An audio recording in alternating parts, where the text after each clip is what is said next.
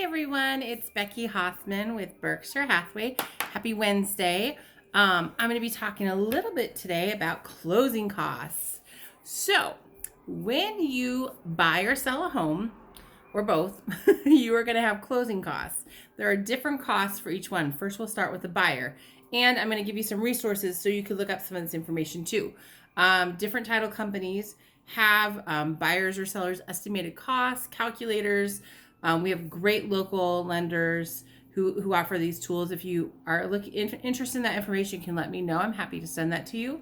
But basically, when you're a buyer and you're buying a home, if you're financing your home versus if you're paying cash, you will have different closing costs. It's going to be financing, you're going to have different financing pieces, and then there's the costs of the actual closing and escrow and recording with the title company.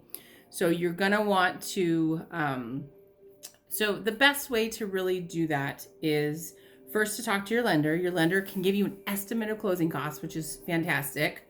And then you can go to the title page, different title companies pages to get some estimated closing costs.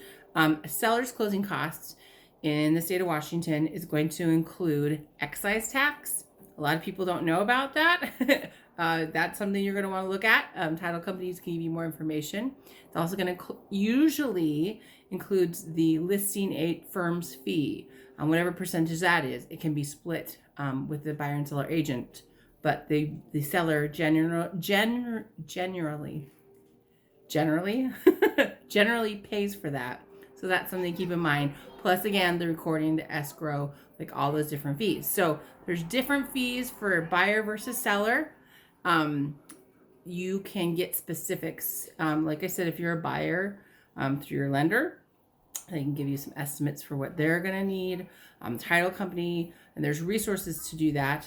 These aren't, they're not something hidden. You get estimates of your closing costs and settlement costs prior to closing. So you shouldn't get to closing and be like, surprise, you're going to have to do this and this. There's no surprises. They all have to give you that information prior to closing. And you can get some estimated closing costs like online. Those tools are estimates. It's not going to be exactly. But those are some tools that can help too. And if you're not sure about any of this, give me a call. I'm happy to talk these through and explain it.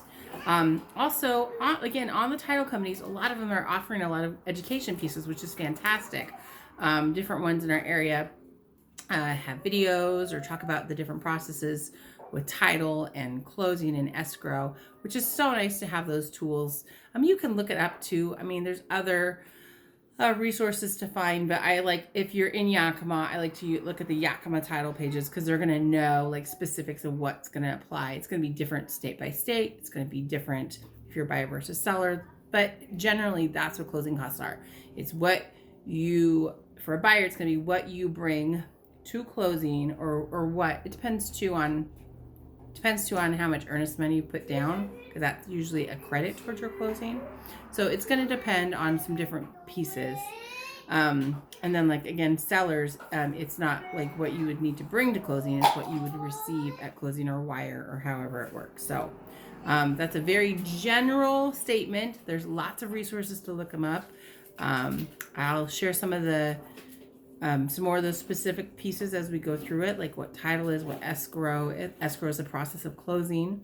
And but this is kind of the general, what are closing costs. So if you have any questions, let me know. Have a great day. Take care. Bye.